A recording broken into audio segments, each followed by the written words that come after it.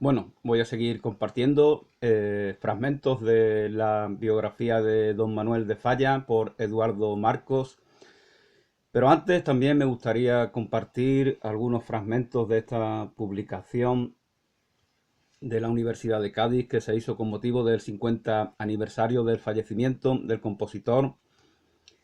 También es importante recordar que en el año 2026 se celebra el centenario de la proclamación de Manuel de Falla como hijo predilecto de la ciudad. Estuvo presente aquí el compositor y bueno, se organizó tal acto pues a lo grande, ¿no? Incluso participaron en las agrupaciones del carnaval, los coros cantando tango. Esta es una cultura también importante que, aparte del flamenco, alguien comentaba que Falla se equivocaba al pensar que la raíz del flamenco estaba en Granada. Falla nunca pensó tal cosa, evidentemente él sabía, pues ya se afirmaba en esa época que el triángulo del flamenco, del cual pues en el cual tiene raíz el cantejondo, está entre Cádiz, Jerez y Sevilla.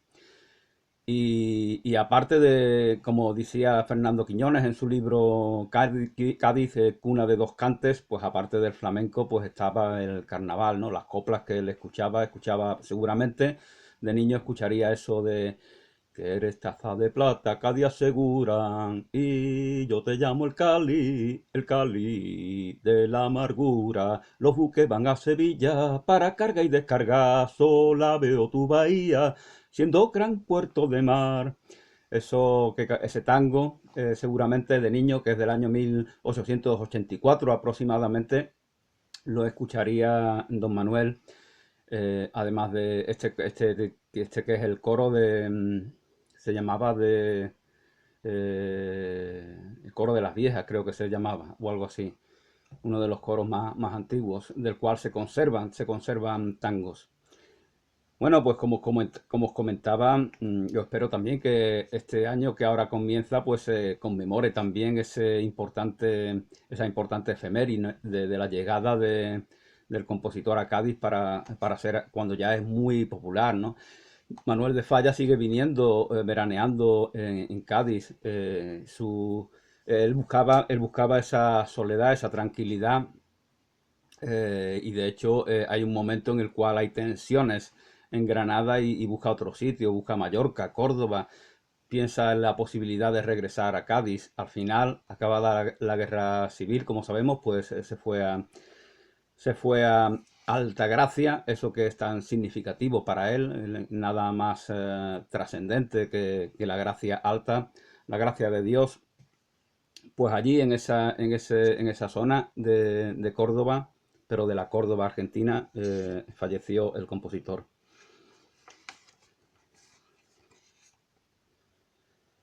Bueno, pues nos comenta, por ejemplo, nos comenta Alberto Ramos Santana. Esto es una selección de artículos, creo que fueron conferencias impartidas en la universidad hace 30 años, cuando, como os comentaba, se conmemoraba ese 50 aniversario del fallecimiento de Falla.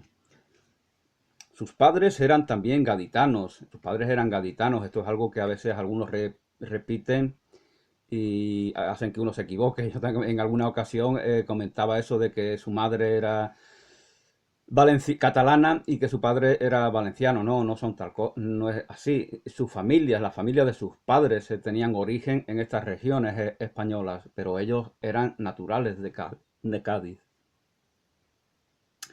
Sus padres eran también gaditanos, descendientes de familias valencianas y catalanas. Algunos dicen, no sé si porque son independentistas catalanes, que ambos progenitores descienden de Cataluña. No es así. Falla, qué apellido más valenciano que el de Falla.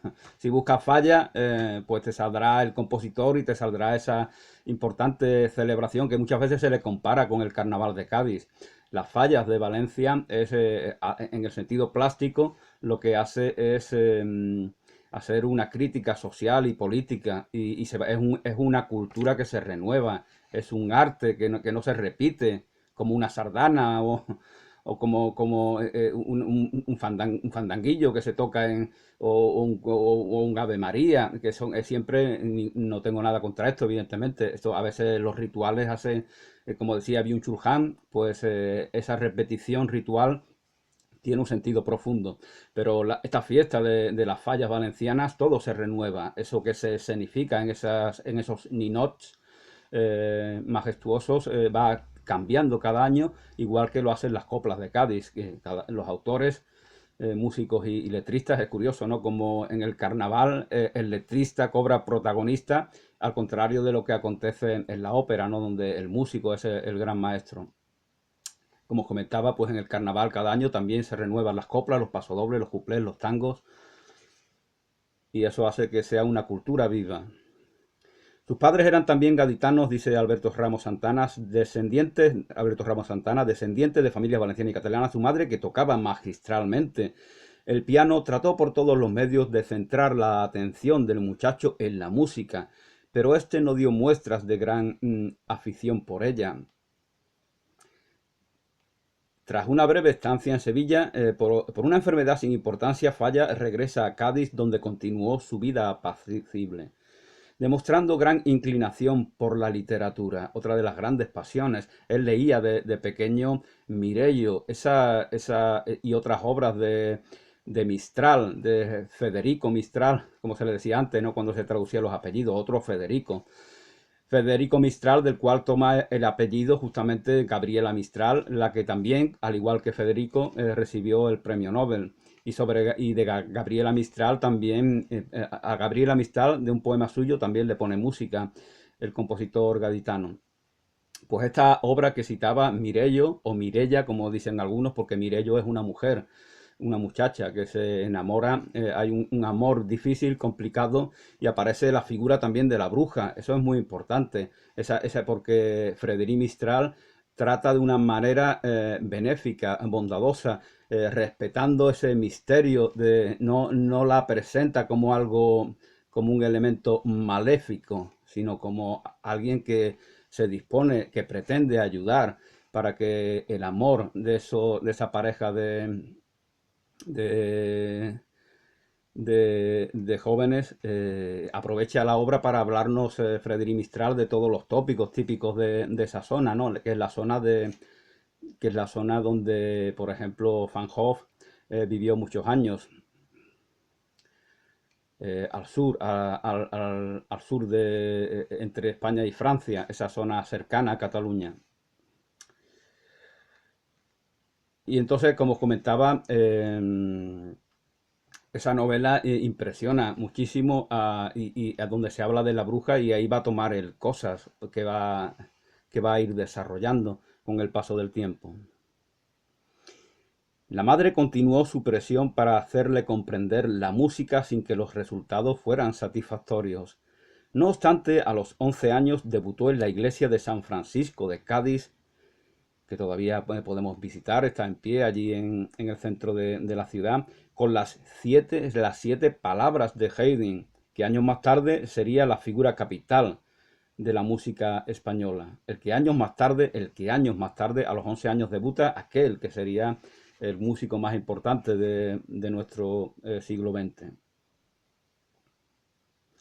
El ambiente del Cádiz decimonónico, sin la prosperidad económica de décadas anteriores, está claramente definido por la vieja burguesía mercantil, que pese a la decadencia trata de mantener junto a la hegemonía del poder local elementos diferentes de clase, entre los que va a destacar una preocupación por la cultura.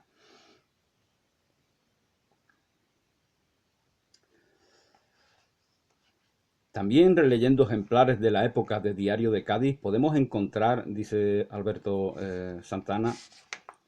Ramos Santana, muestras de la afición musical en Cádiz, como indicio la noticia aparecida el 12 de marzo de 1881, cuando tiene don Manuel 4 o 5 añitos, en la que el Diario de Cádiz narraba algunos detalles sobre la estancia en Cádiz del eminente artista Arthur Rubinstein. Estuvo en Cádiz, eso que es una figura de tanto prestigio visite nuestra ciudad, pues hoy día no es tan común. Destacando que para tocar el piano, destacando que antes de partir estuvo en casa del señor don Salvador Viniegra, que era, como habíamos comentado en vídeos anteriores, aquel mecenas que incita al niño Manuel de Falla a dedicarse a la música. Y es el autor, Salvador Viniegra, pintor, autor del famoso cuadro de la Constitución de 1812. Estuvo en casa de Viniegra, siendo esta la última visita que Rubinstein, la única visita que Rubinstein hizo a Cádiz. En este ambiente nació Falla, que casi por imposición familiar pronto se vio inmerso en la educación musical, pese a que sus iniciales aficiones artísticas, como se estaba comentando, se dirigían hacia la literatura. Recibió lecciones de Eloísa Gayuzo, por lo tanto su madre como tuvo referentes femeninos en su formación musical. La señora Gayuzo, además de su propia madre, y también el maestro Alejandro Odero. Entre 1898, ya tenemos a Falla en su juventud, y 1902, aún residiendo en Madrid, Manuel de Falla visitó Cádiz con cierta frecuencia, sobre todo en la temporada estival, dedicándose a la enseñanza del piano y ofreciendo varios conciertos. Entonces no era aún popular. Recordemos que las penurias que pasaría en París, al igual que otros artistas como el propio Picasso.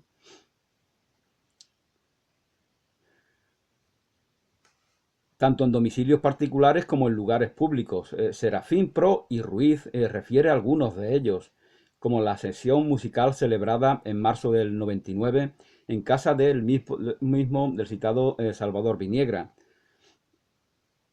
También en otros lugares, en la plaza de Candelaria, casi semanalmente se celebraban conciertos.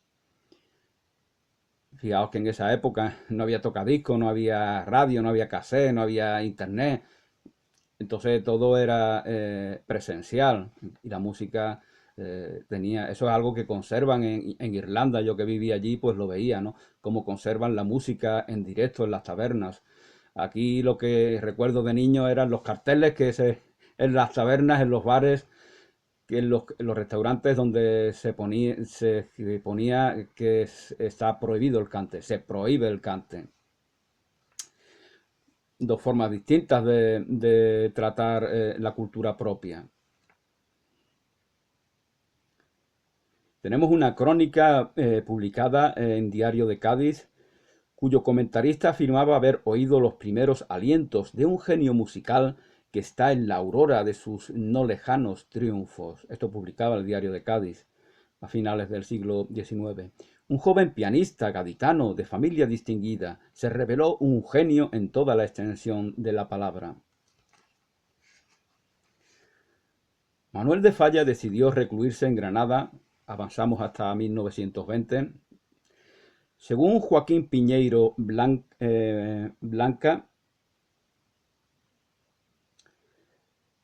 no vino a vivir a Cádiz porque su popularidad le impedía encontrar un clima de paz adecuado para la creación musical. Pero no por ello los gaditanos olvidaron a su paisano. A mediados de los 20 se inician una serie de homenajes al gran músico en los que parece llegaron a competir diversas instituciones gaditanas. Homenajes que fueron recibidos de muy buen grado por Manuel de Falla. En marzo de 1925 la Real Academia Santa Cecilia y la Sociedad Artística Gaditana le ofrecieron un agasajo. Y posteriormente, lo que os estaba comentando. Bueno, dice, sobre este homenaje, Diario de Cádiz publicaba: con gran satisfacción podemos anunciar a nuestros lectores que es un hecho la visita a Cádiz del gran músico Manuel de Falla para estrenar su famosa obra El retablo de Maese Pedro. Cádiz, la patria del insigne artista, cuyos triunfos musicales ha ensalzado toda la crítica mundial, que lo reconoce como el más grande compositor de nuestros días, a quien periódicos de la importancia de The Times ha consagrado números extraordinarios, cuyas obras recorren triunfalmente todos los públicos, y al que le será dedicado un festival en la Ópera de París el próximo 18 de mayo, Cádiz va a tener por fin la ocasión de satisfacer la deuda de gratitud y de gloria que tiene con este hijo preclaro. No pudo acudir Falla, sin embargo sí que lo hizo, como os comentaba, en el año 1926, cuando el Teatro Falla también, el Gran Teatro de Cádiz, ese mismo año, es decir, se cumplen también 100 años, pasa a llamarse Gran Teatro Falla. Se cumplen 100 años también, otra efeméride importante. En efecto, la ciudad de Cádiz aprovechó la Avenida del Músico para ofrecerle un gran homenaje en el mes de diciembre. Un acuerdo de la Corporación Municipal fechado el 3 de diciembre de 1926 estableció que el Gran Teatro pasara a denominarse Gran Teatro Falla. En una solemne sesión celebrada aquí en el Ayuntamiento se le entregó a don Manuel de Falla el título de hijo predilecto, colocándose una lápida de mármol en la casa en que nació en la plaza de Mina. Un gran almuerzo consistente en un frito gaditano celebrado en el balneario de La Palma, en el transcurso del cual se le hicieron diversos obsequios, cerró los actos oficiales. Por cierto que el almuerzo estuvo amenizado, como os había comentado, por coros carnavalescos, cuya actuación fue muy del agrado de Manuel de Falla. Entonces triunfaba, por ejemplo, los coros de Manuel Cañamaque, que cantaban cosas como José, José, come siquiera un poquito, José, José, que estás como Gasparito. Tangos típicos de otro gran compositor, pero popular, que fue don Manuel, otro don Manuel Cañamaque. Seguramente los escucharía con mucha atención Falla. No fue este el último homenaje que Falla recibió en su ciudad, ni por supuesto su última visita. Cabe recordar el concierto que ofreció a principios de diciembre de 1930 en el teatro de su nombre, en favor de las clases menesterosas de la ciudad. Un concierto benéfico y que sirvió para que la ciudad nuevamente le agasajara. El propio Falla dio testimonio de ello. Se refiere está llena las composiciones de Falla de habaneras, de alegrías. Al hablar de la Atlántida con un periodista del periódico Ahora de Barcelona, que firmaba con las iniciales JDB, Manuel de Falla, tras manifestar su admiración y respeto por el texto poético de Jacinto Verdaguer, afirmaba que la Atlántida, esto dice el maestro, la Atlántida existía en mí desde la infancia. Cádiz, donde nací, se me ofrecía hacia el Atlántico a través de las columnas de Hércules, abriendo en mi imaginación el más bello jardín de las Hespérides. Aquí, según las leyendas, vino Hércules, al cual en el islote de Santipetri, el cual por cierto fue a visitar en alguna ocasión don Manuel, había un templo dedicado al dios Melcar, al cual posteriormente se le equipara la figura de Hércules con todas sus leyendas. Melcar, como pasa en Galicia, por ejemplo, con Breogán, que se le suele equiparar a Hércules también. Pues aquí pasaba con ese dios fenicio, de origen fenicio, Melcar, se le equipara a Hércules. Y Hércules pues vino aquí al reino, a ese primer imperio de Occidente, que era el de Tartesos. Vino para robar los bueyes de Gerión, que era el rey, el mítico, supuestamente con 3 cabezas. Y también vino por esta zona, también se pensaba que estaba el jardín de las Hespérides, donde él toma donde Hércules va para tomar las manzanas de oro. Bueno, pues en otro artículo, Alberto González Troyano nos habla de los libretos y la diversidad de mundos en Manuel de Falla. Y nos dice, por ejemplo, que basta con leer su correspondencia y captar el efecto y el afecto que en él causaron ciertas relaciones femeninas, como por ejemplo está tratando otro tema controvertido de la figura del compositor, ¿no? El aspecto sexual, el aspecto religioso, el aspecto del flamenco, todos estos temas son propios de muchos tipos de discusiones. Bueno, nos habla de las amistades que tuvo don Manuel con Pastora Imperio y con María Martínez Sierra. Fijaos cómo se la llama aquí, María Martínez Sierra. Es decir, María de la O Lejárraga. Esta fue, se considera que es la verdadera autora de algunos textos para el teatro y también para composiciones de Manuel de Falla, El amor brujo, que se le atribuía a Gregorio Martínez Sierra, su marido. Bueno, este es un tema controvertido, ¿no? Porque leyendo la biografía, algunos datos biográficos de Gregorio Martínez Sierra, que era un empresario también teatral, se le atribuye se dice que él traducía a Ibsen, que traducía a Dickens, que traducía a algún autor italiano que no recuerdo. Entonces debería saber muchas lenguas y hay que saber muy bien esas lenguas. Debería ser un señor muy culto si tal cosa es cierta. Puede traducir a Ibsen, a Dickens y al italiano, pues hace falta conocer esas lenguas perfectamente. Entonces son dos figuras, Gregorio Martínez Sierra y María de la O Lejárraga, bastante misteriosas, al menos para mí. Bueno, pues comentaba Alberto González Troyano, nos hablaba de la amistad con estas mujeres, también de su entusiasmo por la vida y los amigos. Siempre se nos presenta, o en ocasiones, como un hombre tímido, retraído, ocultado en su habitación, escribiendo, leyendo, componiendo. Sin embargo, era un tipo que tenía también su extroversión, como aquí nos está hablando, se nos está hablando en este artículo. Entusiasmo por la vida y los amigos, sus experiencias en París o su evocación de la sensualidad andaluza, como vemos en muchas de sus obras. Visto desde esta perspectiva, se amplía el horizonte anímico y sentimental de Manuel de Falla, y su personalidad asume una complejidad que no puede agotarse con el recurso a solo unos cuantos datos biográficos que además se habían impuesto como excluyentes de otros posibles. Se piensa también en las obras, lo diferente que son las obras, lo diferente, este concierto para arpa que hace, creo que por los años 30, y ese retablo de Maese Pedro, basada en la obra de Cervantes, comparándola con El amor brujo, parecen piezas compuestas por diferentes autores. Sin embargo, ahí está parte también de la genialidad de este hombre y esa personalidad compleja y el haber nacido en una ciudad abierta al mar, multicultural, la tierra de la alegría, como le dicen, eso evidentemente deja su impronta en un carácter que pudiera ser tímido o introvertido, pero ya hay matices que enriquecen un poco ese tipo de perfil.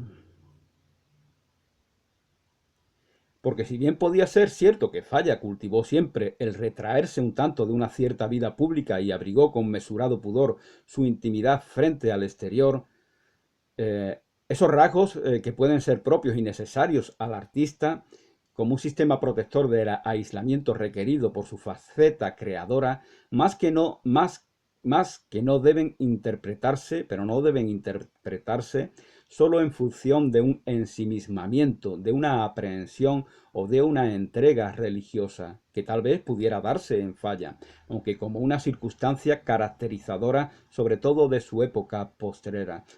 Esa religiosidad presuntamente extrema, pues quieren dar a entender que solamente define la última época de su vida. Bueno, es normal que quienes nos vemos como personas religiosas, pues esa religiosidad se acentúe en los últimos momentos de su vida.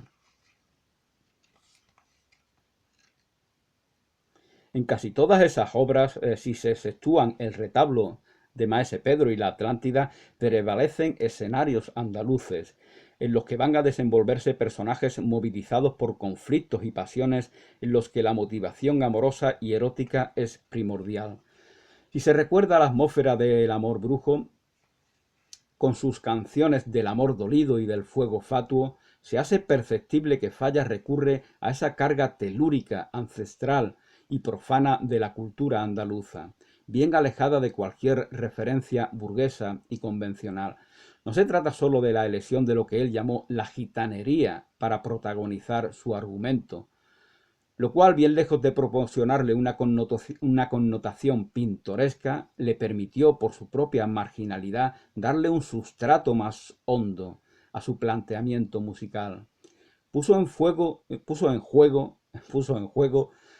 pues, una visión del amor enraizado en un mundo del fatum, del destino y de misterio que desbordaba lo estrictamente andaluz y temporal, para adquirir una dimensión mítica, sin dejar por ello de depositar en las protagonistas femeninas, Candelas y Lucía, unos rasgos reconocibles bien nativos.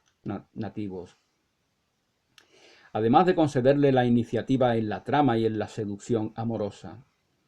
Otro tanto podría añadirse, alguien defendía a Falla como un autor teatral, ¿no? Porque replicando a un artículo en el cual se decía que había una decadencia en el teatro a principios de siglo, bueno, eso es discutible, ¿no? Porque ahí está Valle Inclán, por ejemplo, Jacinto Benavente, que a este no lo conozco yo apenas, pero recibió el Nobel, que no se lo regalarían, digo yo.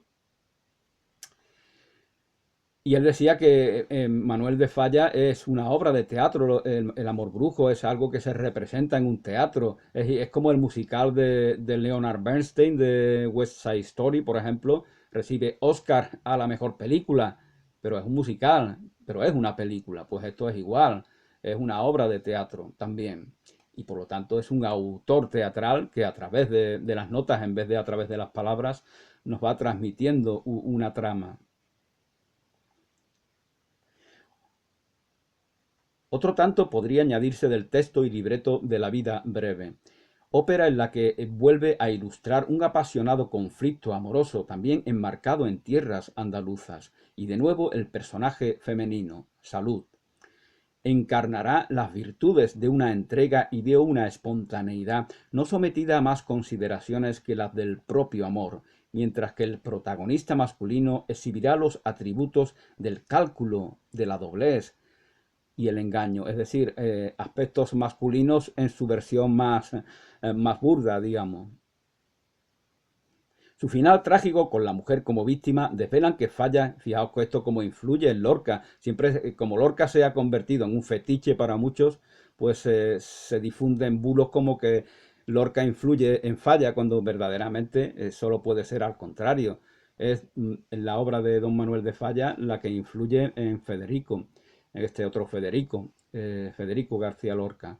Y ambos, como sabemos, pues en 1922 organizan junto a otras figuras que están por ahí presentes, e incluso de jurado, puede que, si no me equivoco, está el mismo Juan Ramón Jiménez, el premio Nobel, un Nobel de literatura, evaluando los cantes de... También está Ignacio Zuloaga, el pintor vasco, amigo de don Manuel. Tenía muchísimos amigos y grandes amigos. No es lo propio de una timidez patológica, como comentaba en un vídeo precedente.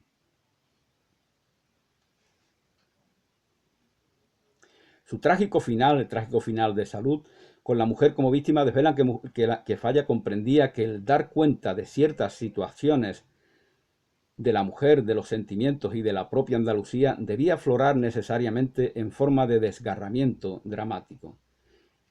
Era ese el trazado que su música requería para manifestarse como auténtica. Muy lejos, por tanto, del papel que Albéniz hará jugar a su música operística cuando ilustró otro célebre episodio literario, manifestación también de unos problemáticos amores en Andalucía, el de Pepita Jiménez, extraído de la novela de Juan Valera. Bueno, pues se nos dice también en Falla y el Flamenco, otra conferencia de José Antonio Hernández Guerrero, que las relaciones recíprocas entre don Manuel de Falla y el flamenco son permanentes, intensas y fecundas. Falla respiró, mamó, como se dice aquí familiarmente, el flamenco desde su niñez en Cádiz, como os comentaba anteriormente, y con él se alimentó a lo largo de toda su vida. El flamenco impregnó todas las etapas de su existencia. Los ritmos de las nanas flamencas con que lo dormía su tata siguieron resonando en Granada, Madrid, París y Argentina, donde falleció en el año 46. Son relaciones profesionales, familiares y de amistad, de respeto, gratitud y amor. Gracias a esas relaciones recíprocas se enriquecieron los cantes flamencos y se engrandeció la música de Manuel de Falla.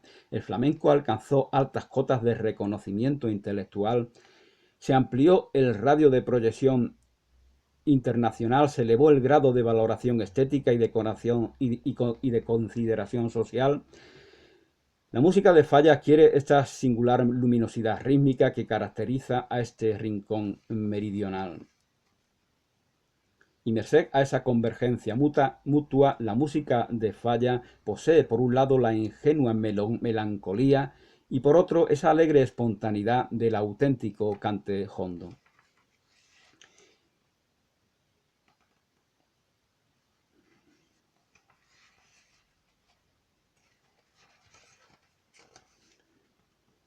El hervor vital, los matices más delicados y la inmarcesible lozanía de la música de Falla hunden sus raíces en su alma flamenca, un alma poética capaz de degustar los goces más puros, las bellezas más sublimes y al mismo tiempo un alma que es carne, hueso, sangre, tierra, aire, viento y mar.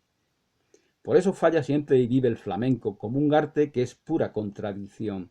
A Falla le atrae además el valor intrínseco del cante, su carácter paradójico y los contrastes violentos. A pesar de su aire antiguo, del sabor primitivo y arcaico, el flamenco mantiene una vida, una lozanía, una actualidad. Debe ser respetado en toda su genuinidad y puede ser continuamente actualizado. Falla defiende que el tradicionalismo flamenco admite la posibilidad creadora del artista y por eso el cante hondo posee una actualidad perenne. El cante flamenco es lejano y cercano, exótico y familiar, a pesar de su sabor oriental. Posee un carácter local, es magia y sensualidad, a pesar de la exigencia de autenticidad, admite la expresión personal. Es una explosión de alegría y un amargo lamento de dolor. Es un llanto de soledad aclamado en compañía. Es una expresión de armonía, resultado de movimientos que chocan en profundo desorden. Esto nos dice José Antonio Hernández Guerrero.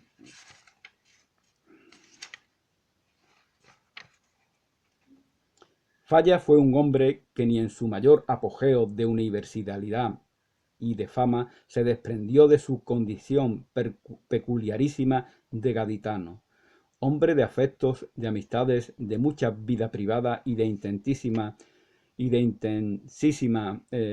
intimidad religiosa. Concluimos afirmando que Falla acertó a comprender el flamenco como un grito de luz y de fuego, como un impulso de solidaridad con el cosmos, como una forma sutil de vivir la vida, como una manera peculiar de concebir la existencia humana como el fruto intenso de sabor agridulce cultivado en situaciones espaciales, temporales y vitales singulares, como el descubrimiento de la propia carne herida por frustraciones amargas, como la expresión de las angustias sedimentadas por continuas y dolorosas emigraciones. Llagas abiertas, conjugadas al ritmo de un compás riguroso y alentadas con el fuego del amor a la belleza. Bueno, por el momento lo dejo aquí, ya seguiré, queda un par de artículos. Y igualmente pues seguiré con la lectura de algunos fragmentos de esa biografía de Manuel de Falla, de Eduardo Marcos, que como os comentaba, me parece a mí que se trata, tal vez me equivoque, tal vez no, del periodista Luis Carandel. Gracias y hasta pronto.